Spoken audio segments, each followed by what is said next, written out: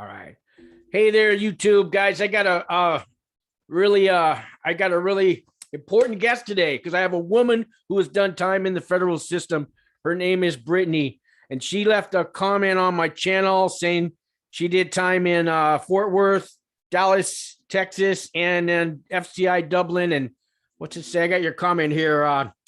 Yeah, and it was not that bad at all. Time flies. Keep your head up. And I asked her, will you come on the channel? Because I don't get too many opportunities to talk to women who've been through all this federal stuff. So, guys, this is Brittany. Say hello, Brittany. Hi, guys. So, Brittany, maybe you want to start. Tell us. You said you didn't mind talking about what got you thrown in prison. You don't have to get, don't tell on yourself too much, but I know you said it was counterfeiting. Maybe you can start with that. Yeah. So I got indicted in 2000. I think it was at the end of 2005 for counterfeit money for manufacturing U.S. currency. And I ended up not getting to do pretrial because my case was out of South Dakota. And so I sat there and mine went pretty fast. I was sentenced within 6 months. Really? That's the fastest I've ever heard. Yeah. Well, I mean, I didn't fight it. I just went with it as fast as I could. And I first went to Dublin, California, to FCI Dublin. And I got in a fight my first 5 weeks there. And I got thrown in the shoe. And I sat in the shoe for 5.5 months and then got transferred to Carswell, Texas. Wow. Dallas Fort. Do you remember what the fight? Do you remember what you fought about? What the fight was over? Yeah, but I'd rather not say. Okay, no, we don't. All right. I mean, it wasn't over food or something. Still, never mind. We don't have to go there. No, it was something really. It was on me. It was totally. I went into prison without having a clue about what prison was for women, and I had a totally different idea of how women got down, and it wasn't. There's no gangs or violence like that in there. So yeah. I guess there are fights though. Well, yeah, I guess. I mean, I threw a punch. I hit her one time, actually, was the fight, Okay. So do women have to show their paperwork at the, because you did FCI time, you didn't go to a camp, you were at the FCI, right? Yeah, we weren't supposed to have our PSI there. Some people would bring it in somehow. I don't know. I got mine in there. I was able, I think I don't know how I got all my papers from county. Yeah. But I think that they traveled with me, maybe. I doubt it, to Oklahoma. Maybe they mailed them to me from the county, probably is what they did. So you had to do the whole Con Air thing to Oklahoma and be shackled and all that? Oh, yeah. Yeah, I've done that so many times. Wow. Now, do they separate the men from the women? Is it a one plane for women and one plane for men, or they mix you up? There's like, I don't know, probably 6 or 7 women total at the most in the front. And then there's like 150 guys in the back of the plane. Wow. Yeah. So if you get like a window seat, keep it. Don't go to the bathroom when they ask you if you want to go to the bathroom. Keep your window seat. Women, especially. Yeah. Yeah. So, when I go on the website, the BOP website, I think there's only 10 women's prisons. Does that sound about right? FCIs. Yeah. I think there's 10 in the whole country. Yeah. And there's probably more camps than that, though. Okay. Right. Yeah. There's a lot of camps. I think there's a lot more camps than FCIs. I don't know. I know they added a new one in Alabama, an FCI in Alabama that wasn't there when wasn't open when I was in prison. Okay. So you were telling me there's only 2 kinds of women's prison. There's camps and there's FCIs. Is that correct? Yeah. That's So correct, there's no LOS and there's no penitentiaries. The FCI is as high as you get, other than the Supermax, I guess. Yeah, there's one like Supermax, and there's like 12 women in the whole United States, and and otherwise you're FCI or you're a camp or FCC. Yeah. Okay. Yeah. So let me ask you. So when do you think that a judge goes easier on a woman with children than a man with children when they sentence you? I don't think they care. I think it's already predisposed. I don't think that I think probably what the DA wants is probably what the judge is going to go with, probably more than likely. And the feds have a 97% success rate of conviction. So that's with a, I mean, I don't think it matters who your judge, your attorney, anything, Right. you know. You were telling me you went to Newbridge. It's a if you guys don't know, it's a drug program in Berkeley that has a lot of feds that are sent there. I violated my pretrial. I came up dirty, so I had to go do time. It was time at Newbridge. They made me do the 6-month one, not the 90-day. But you were there too, right? Yeah, I stayed there for probably 2 months and then I took off. It took a lot of Yeah. people did. I've seen people, they won't even last 4 hours. They're running out the door. They told me, go ahead and leave, Yeah. but we're calling the marshals. You know, we'll see if you get to the end of Yeah. the block. Yeah. Yeah. That's what they do too. They are no joke with that. Yeah. Yeah. That program was before. So then after I did 19 months, that was my original term. Okay. And then I got out for 3 years supervised release and I violated 3 times by absconding. I just didn't report. Okay. And yeah, that's was my violations every time. So my third one, the judge gave me my final duration of my probation, which was 2 years.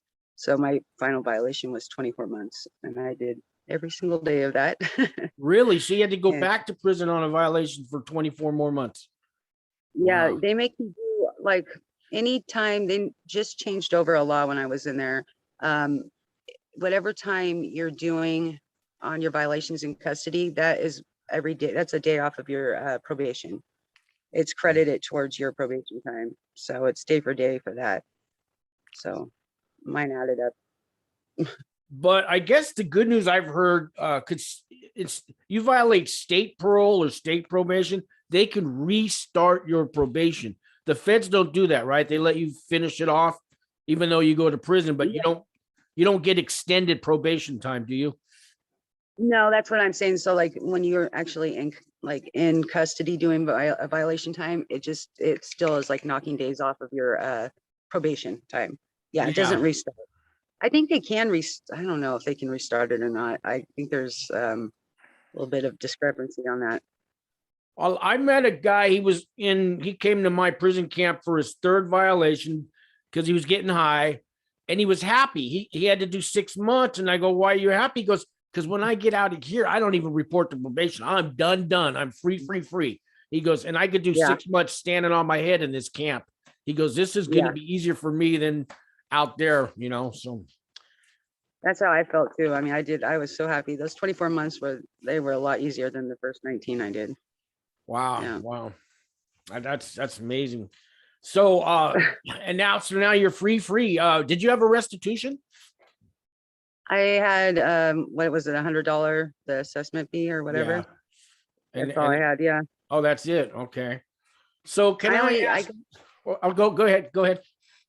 I didn't have any, like I had 4 people that, 4 stores I passed a $20 bill on in Rapid City, South Dakota. And that was a total of $80 and nobody came and requested that $20 back. So. Oh, okay.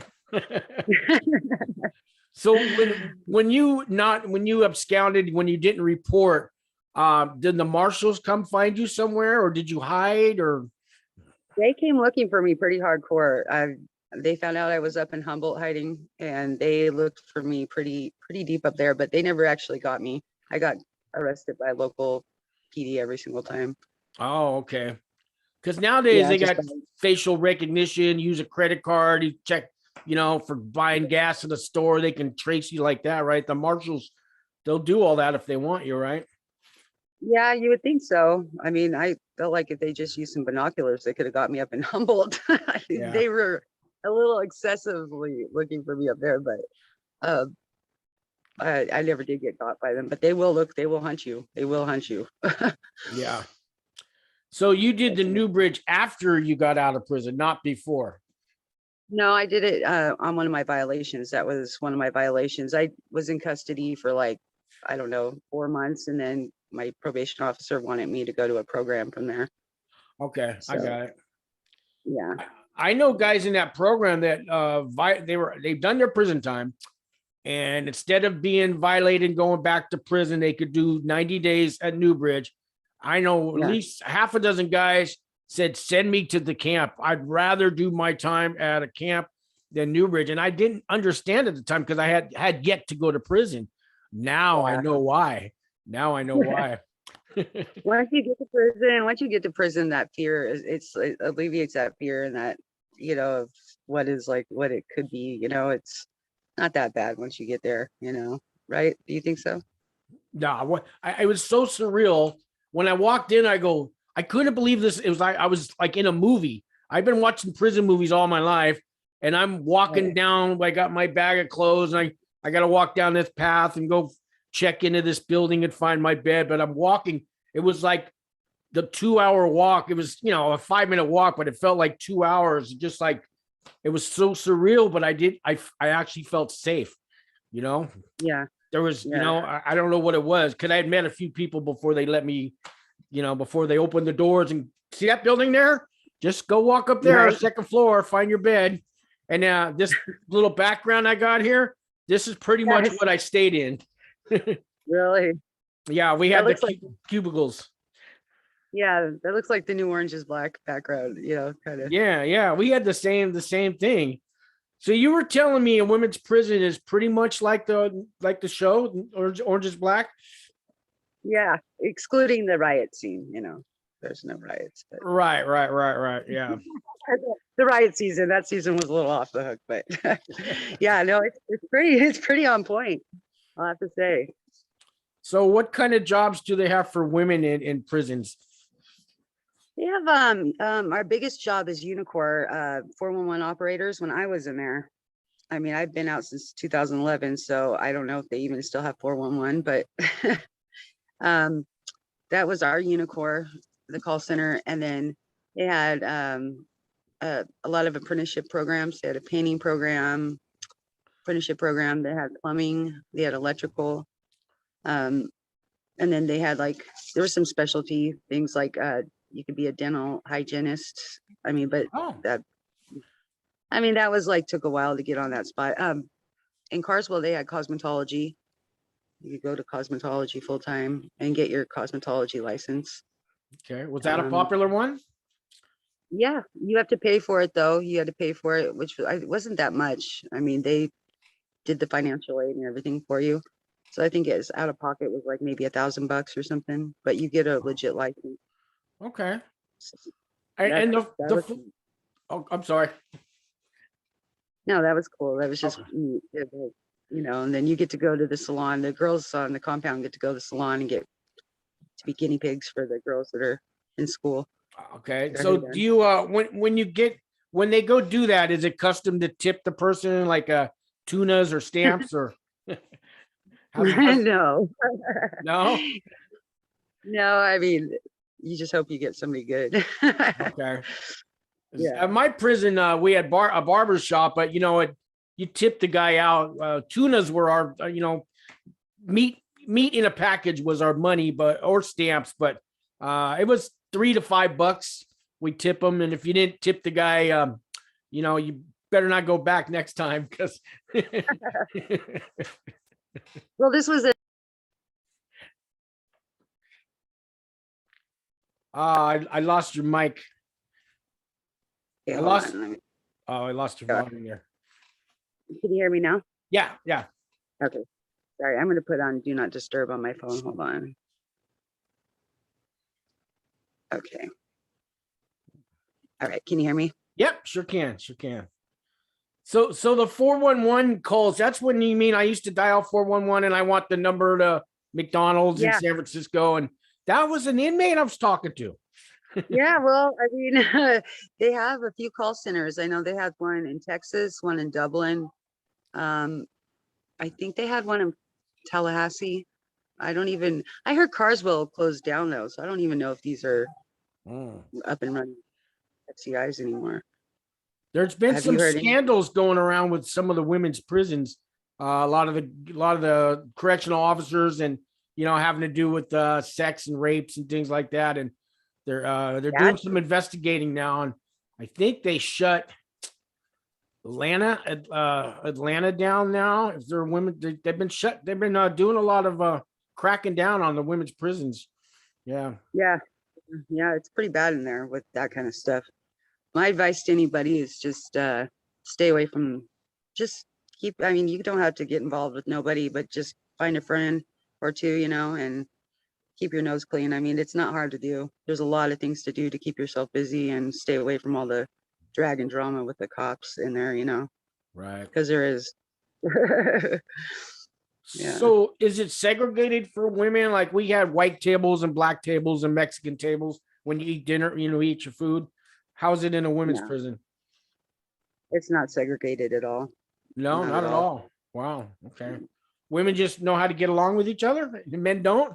So yeah, they're just, it's not really, yeah, I mean, the Mexicans kind of stick together, seems like, and Right. the blacks kind of stick together, but the whites are just kind of here and there and everywhere. Not that many of them in there.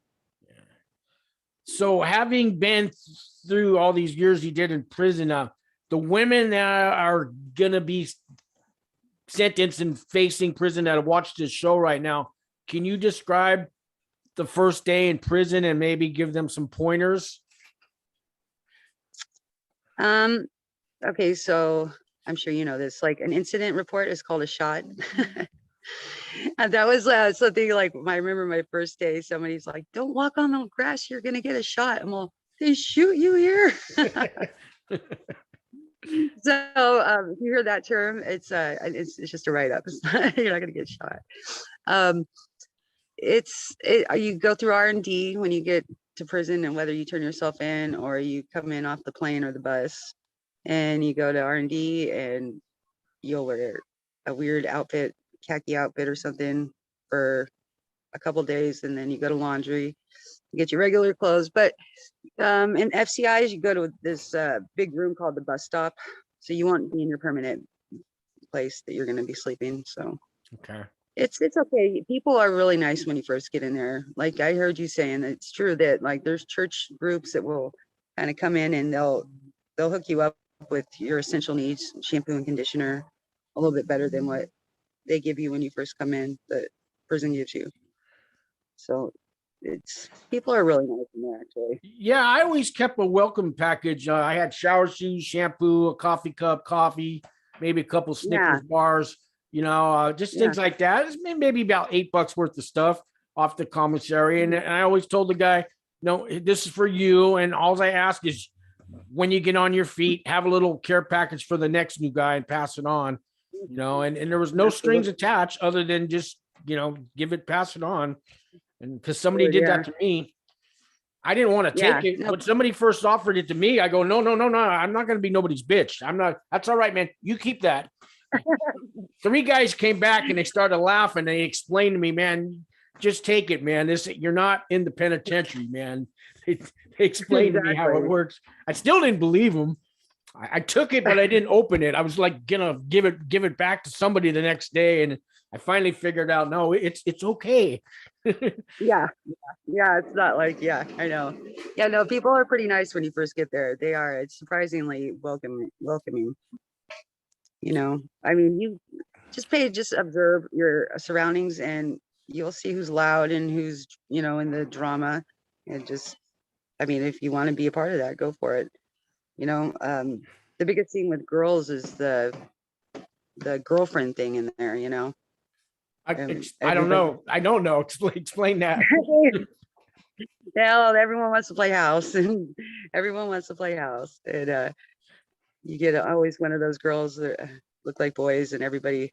It's just a drama scene. It's just okay. No, those.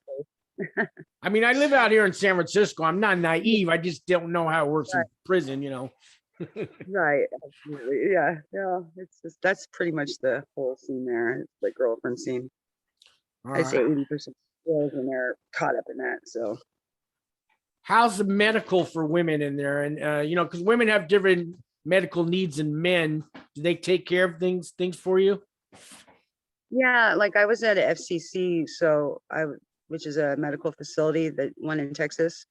And so we probably had better medical than normal or than most. We had a better, I know we had a better salad bar than everybody else. That's what we were told. But yeah, no, the medical is okay. I mean, they had a clinic, a regular clinic, but also at the FCC, I was it was where JFK actually died. It was a real hospital. Oh, Like there was a high rise for GP, which is where I lived, but then the people that were sick were in the hospital part, and the hospital was like where everything was, the library, the cafeteria, the clinic, the everything, like indoor rec was all in that old hospital building. okay. I mean, but medical's okay. You just have to be, I guess, probably assertive about whatever your medical Assertive, needs yeah, are. and stand in line. Wait, have patience, right? Absolutely. Have patience and, like anywhere else, fight for yourself. You have to fight for your own self. And there, Yeah, they're not gonna seek you out to help you. right, right. So I heard you say salad bar, and we had a salad bar where I was at, but a lot of people that I talked to don't believe that we have an all you can eat salad bar in prison. Oh, Tell me about oh yours. yeah.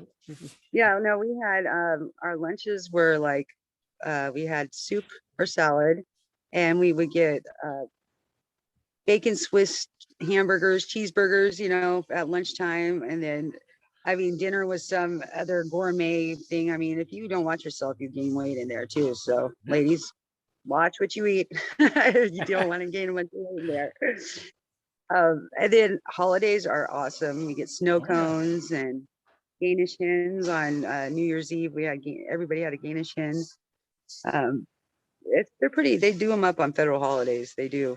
They do Yeah, it up. they did with us too. I mean, we'd get what we get like a half of a chicken and Yeah. slice of ham, mashed potatoes, gravy, stuffing, homemade dinner rolls, uh, Yep. Yeah. pumpkin pie or apple pie, and a little cup of ice cream, and yeah, stuff like that. And then the salad bar had all kinds of stuff on it, and yeah, it wasn't And, bad. and and then boxes at Christmas time too. They come caroling, and then we get these donated boxes of chocolates and cards and all kinds of goodies and stuff. Yeah, they were pretty nice to us in there. Nice. Oh, we didn't get the chocolates and the cards. We got a Christmas bag that had some candy in it, but it wasn't cards. And the women probably got a little better, maybe. That sounds like it. That's okay. Yeah. Yeah. No, the food is great in there. That is definitely one of the better parts of federal prison, I'd have to say. So Better than you hear about like Martha Stewart and Lori Loughlin and all them going to prison. How do you think they were treated really? 'Cause they don't really talk about it, because they're movie stars and stuff. So well, you got to think they probably were. I don't know. I like the New Orange is Black. That's kind of what I compare it to. How they yeah, were to her. That lady that was whatever. The Piper or something. Yeah. the lady that was supposed to be Martha Stewart. She Oh, right. Yeah. yeah, no show. I mean, she kind of got special privileges, and I kind of feel like I'm sure Martha Stewart, everyone was nice to her. I mean, the guards aren't jaded like they are in like the county facilities or state facilities. It seems like, they're not as, I don't know. They just seem more bored. Yeah, I know the COs, the guards, whatever you want to call them. Where I was at, it was safe for them to work. They knew they were going home at the end of their shift, as opposed to a guard that works in the penitentiary. He doesn't know if he's going to get shanked by an inmate, and they're watching their back. But I imagine in a women's prison, they pretty much know they're going home at the end of their shift, right? So they're going to treat you different. Yeah, exactly. And they're not dealing with all the I mean, there was some violence in there, but it was always over girlfriend stuff, Yeah. Sorry. So how much do you remember how much they paid you for the Unicor, the 4-1? Was that a couple hundred a month? Yeah, that was the highest pay grade, and that could go up. You can make as much as up to $300 a month, even if you wanted to work overtime and stuff. That's not bad. You could actually walk out of there with some if you saved some. Yeah. You could definitely make some money there. But any other job was what it was like. Otis, do not jump. I don't know, $12 a month or something crazier. Yeah. Do you remember what the pay grade was? It's about $16 a month now. They went up $4 a year. Or Yeah, cost of living went up. Yeah.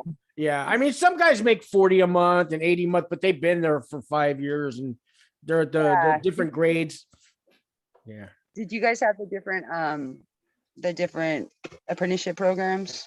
Yeah, I did the culinary school, but we had a solar class, we had welding, they had plumbing, carpentry, they had an automotive, they had a dog training program, stuff like Oh, that. cool. Oh, that would be cool. That would be nice. Yeah, the dog was your cellie. So you had two beds like behind me, but the dog slept in one and you train them. What's that? You had one too? You had a dog? Yeah, no, I didn't do that. You had to have a 5-year sentence or more to be a part of that program. And I only had a 4-year sentence, so they wouldn't they wouldn't do it. That sounds cool though. That would be really helpful. I bet to have something, yeah, little snuggle bug. So you think for most women facing prison, they're going to get through it just fine, huh? They'll be fine. Absolutely. I mean, it's not hard. Just you pick how you do your time, you know? Yeah. I mean, it's a mental thing. It's where you gotta take yourself out of the streets. So put your head in there and just read a lot. I mean, there's so many different hobby crafts you could do and activities you could do. You stay busy. I mean, we did I'll tell you this. This is one of my somebody asked me one of my best moments of my life. This was one of them when me and a couple of my friends got together with Outdoor Rec and we asked if we could do a play. So we did The Wizard of Oz and I was Glinda the Good Witch. And we performed 3 shows for the whole prison and we all sang. I mean, it was like one of the best moments of my life. I swear it really was amazing. No, that's great. Yeah. Yeah. It was really fun. Yeah. They did some crazy stuff like that where I was at too, believe it or not. Yeah, they did the Lion King and it was a bunch of guys, a bunch of men singing and dancing. And it's fun though. It's crazy. It's like stuff you would never do, you know, you would never think about doing out here, you know. It's right.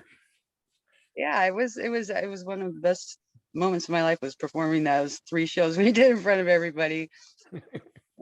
It was pretty cool. And then also they didn't have a soccer league when I got there, the second time I got there. And so I coordinated with Outdoor Rec and they let me start a soccer league. I had to get enough girls saying they'd play and I got a whistle and everything, got to order my equipment. And oh, nice. You want to do something, if you can propose to them. They're pretty open about if you have a special interest that they don't already have going. That's good to know. It was kind of like that with us too. You could start different. One guy wanted to teach stand-up comedy, you know, and they let him do that. So that was a cool class. I bet. Yeah. Did you go through RDAP?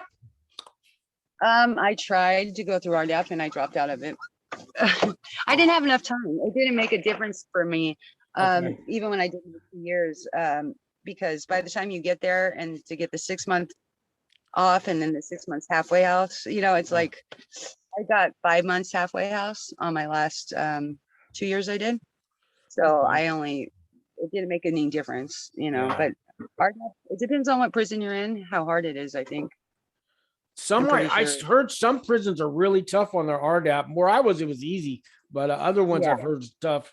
Yeah. Me too. I heard about that too. Do you got to get going? I see you're carrying your dog and stuff, or we're here at we moved up to Reading, so we just came down here to Sonoma County to get the rest of our stuff out of our store. All right, great. So how long have you been free, off probation and everything? Since November, I want to say November 11th, 2011. Oh, so that's a good 10 years. So yeah. So you haven't been back to prison since, right? So no, I've been out of trouble, just living life. Yeah.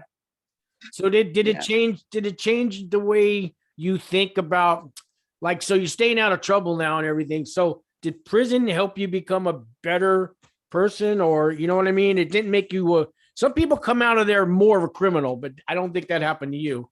You know where I'm going with this? No, absolutely. No, I learned my lesson. I swear did learn my lesson. I will never fuck with Uncle Sam's money again. Anything to do with Uncle Sam. He's not somebody to mess with. So, Right. excuse my language. But, No, yeah. no, it's a prison channel. If you can't swear once in a fucking while on a prison channel. Do you remember what your halfway house? Did you do it here in the Bay Area? Yeah, I did it in San Francisco. Oh, It was 111 Taylor. yeah, one Turk and Taylor. Turk and Yes, I went Taylor. there. That's where I was Yeah. too. With the junkies shooting up outside and everything else, man. Crazy, yeah. Tenderloin's great. Yeah, it's good. It's a little overwhelming when you first get out, but it's I love the halfway house personally. I had a great time there. I really did. It wasn't that bad for me. The best thing about it was I could smoke. Yeah, absolutely. Back patio there. Yeah. The Oakland halfway house won't let them smoke. They can't even bring cigarettes in. Oh, Yeah. I don't know how they got to do it when they go to work or something. oh man, that sucks. Yeah. No, it was kind of crooked there when I was there though. We it was just, we kind of got to do what we wanted to do. Yeah, I We had a good know. I remember. And if when you do go to the halfway house, ladies, you can go to school. You can opt to go to school instead of work, and so you don't have to pay all that money to them too. It's something you can do, and you can max your time out of the house 12 hours a day. I mean, you can get up to 12 hours out a day. Right. Yeah. Yeah. That's what I did. There was a bunch of, I think they were from Nigeria that worked in the halfway house. Were they there when you were there? Nigerians? No. Oh, they're all here on some kind of visa plan, but we had like 20 of them working at the halfway house. That must have been after you left. Yep. Yeah. They were good people though. They were just happy to be in America, but here they got a job, in a halfway house, people coming right out of prison, but yeah, I have stories about that place, but yeah, that place was fun. Yeah. I got to go. I did home confinement my last 3 months too. The last time I was there. Yeah. Okay.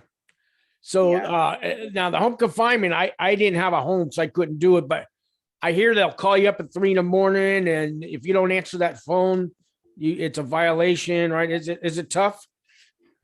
I think that because I didn't have probation it didn't matter if they violated me. So I kind of went and I pushed it, and I kind of glad I did, because it wasn't like they really threaten you a lot more than is really implemented. But I'm not saying to go out and push them, but I mean, like I wasn't even allowed to go on rec passes. I was like no passes. I was very grounded because I was late. But they were it took me 3 or 4 houses to finally get approved too. My mom's, both my sisters, and finally my girlfriend's. So it's not that easy to get into the program, but once you are, they're okay, they're not too bad. So why did they deny the first couple houses? Do you remember?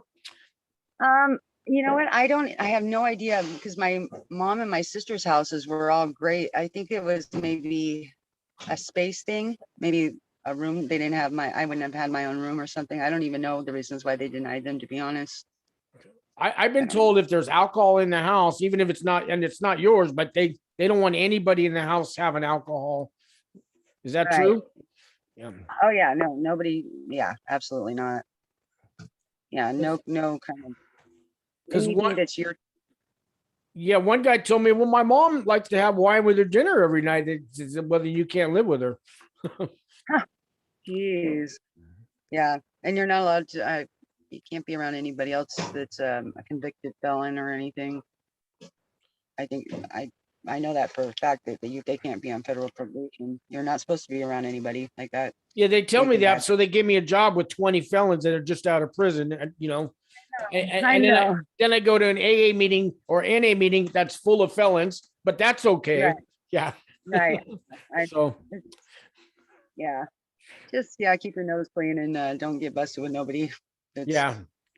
I think they mean don't hang out in front of the liquor store with your with all the thugs, and you know what I mean, and jump in a car with a hoopty full of felons and cruise around town. I think they mean like associating with them, because Yeah.